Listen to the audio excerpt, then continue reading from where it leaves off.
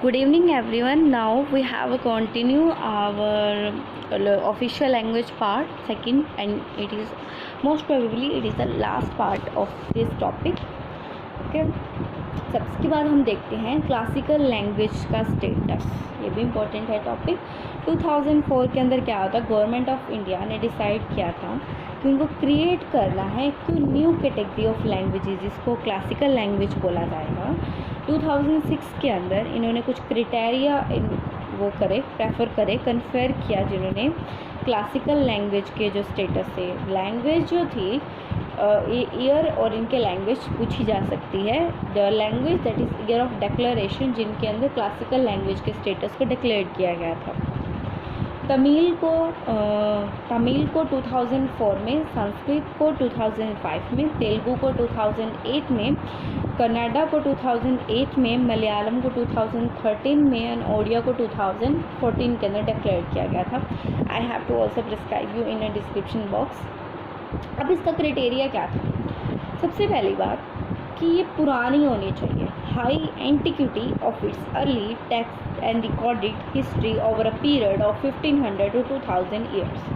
Number 2, it's originality. इसकी originality की बात की गई थी. A body of ancient literature and text which is considered a valuable heritage by generations of speakers and a literary tradition that is original and not borrowed from another speech community. मतलब वो originality होनी चाहिए, वो कहीं और से नहीं लिया होना चाहिए. Number 3rd and last criteria, also since the classical language and the literature is distinct from the modern, there can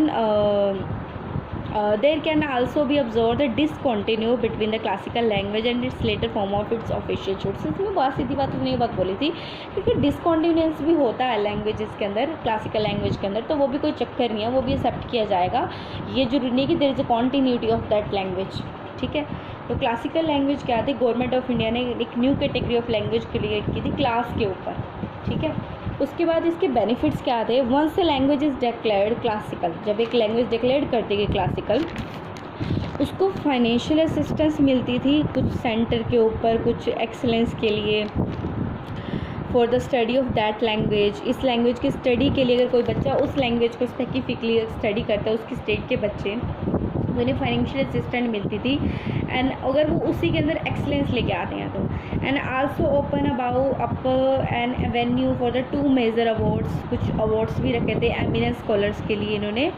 और नंबर 2 पॉइंट है जो यूजीसी यूनिवर्सिटी ग्रांट कमीशन, वो उन्होंने रिक्वेस्ट किया कि क्रिएट करो to begin with at least in central university, कि आप एक सेंटर के ऊपर भी यूनिवर्सिटी का ऐसे बिगिन करो. एक सर्टेन नंबर ऑफ प्रोफेशनल जो चेयर्स हैं, इनको चेयर्स करेंगे क्लासिकल लैंग्वेज को, स्कॉलर्स जो पढ़ाएंगे और जो पूरी तरह से एमिनेंस होंगे इस लैंग्वेज के अंदर, वो इन सबको डील करेंगे. फिर जो कमेटी थी पार्लियामेंट की ऑफिशियल लैंग्वेज के ऊपर बात करी उसने, ये हमारा क्लासिकल लैंग्वेज का टॉपिक था पहले. फिर आया आफ्टर द एक्सपायरेशन, 10 साल के बाद, from the date on which the act come into force, जब हमारा एक्ट आया था, there shall be constituted a committee, एक ऑफिशियल लैंग्वेज की committee, on a resolution to that effect being moved in either house of parliament.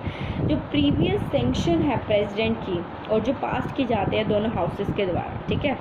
Shell be constituted a committee and official language on a resolution to that effect being moved in either house of parliament. किसी भी house of parliament के अंदर जो पहले की sanction है वो president और दोनों हाउसेस की जानी चाहिए. ठीक है. इसने कहा था जब ये हो गया कि रिसोल्यूशन बैठा था, कमेटी बैठी थी, जिसके अंदर जो इफ़ेक्ट क्या हुआ था, मूव्ड इन ईदर, या तो तुम सीधा उसमें जाओ या फिर प्रेसिडेंट ऑफ उसमें, मतलब वो उनसे वो कंसर्न करेंगे इस मैटर के ऊपर.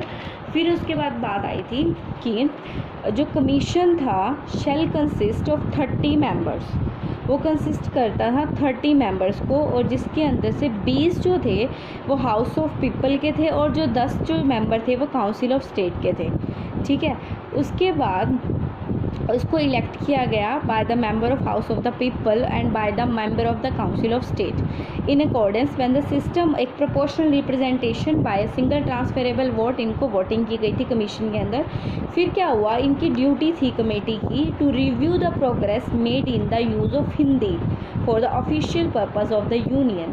इसकी ड्यूटी क्या थी, it shall be the duty of the committee to review the progress made in the use of the Hindi for the official purpose of the union.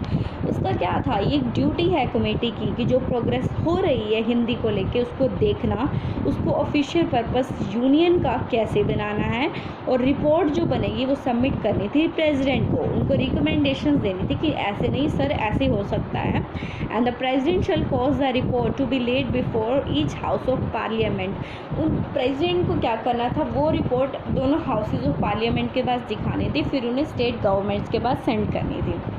फिर प्रेसिडेंट ने क्या किया, इन सबको कंसिडर करके रिपोर्ट को रिव्यूज़ अपने एक्सप्रेस किए बाय द स्टेट गवर्नमेंट। उन्होंने कहा जो ये डायरेक्शंस कुछ उन्होंने इशू करी पूरी तरह से, और कुछ पार्ट पे रिपोर्ट्स के उन्होंने कहा chairman of the committee is elected by the member of the committee. जो चेयरमैन हैं इस कमेटी के वो इलेक्ट किए जाते हैं कमेटी के मेंबर्स के द्वारा। As a conventionally, as a traditionally, ठीक है, the union of home minister has been elected as a chairman of the committee from time to time.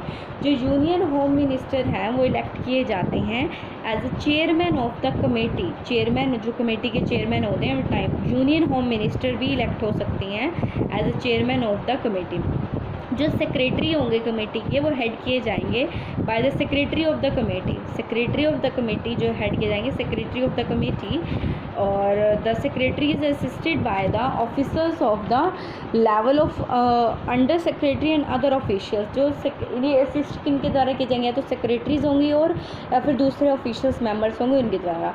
They extended all required assistant in performing the various activity. उन्होंने ये सारी के सारी ये requirement जो extend की थी परफॉर्म करने के लिए, अलग अलग एक्टिविटीज़ जो थी कमेटीज़ की, वो पूरा एडमिनिस्ट्रेशन सिस्टम की। जो ये ऑफिस था इस subordinate office of department of official language, एक सबॉर्डिनेट ऑफिस था ऑफिशियल लैंग्वेज के लिए मिनिस्ट्री ऑफ होम अफेयर का। जो ऑफिशियल लैंग्वेज है यूनाइटेड नेशंस की वो है USA, France, Russia, China, Spain, Arab, ठीक है। और जो ऊपर वाला पॉइंट था उन्होंने कहा था कि असिस्टेंस वगैरह प्रोवाइड करी जाएगी अलग अलग एक्टिविटीज़ के ऊपर एडमिनिस्ट्रेटिव सिस्टम को, और ये डिपार्टमेंट जो था सबऑर्डिनेट डिपार्टमेंट को भी ऑफिशियल लैंग्वेज को और मिनिस्ट्री ऑफ होम अफेयर्स को। The topic of official language has to be finished.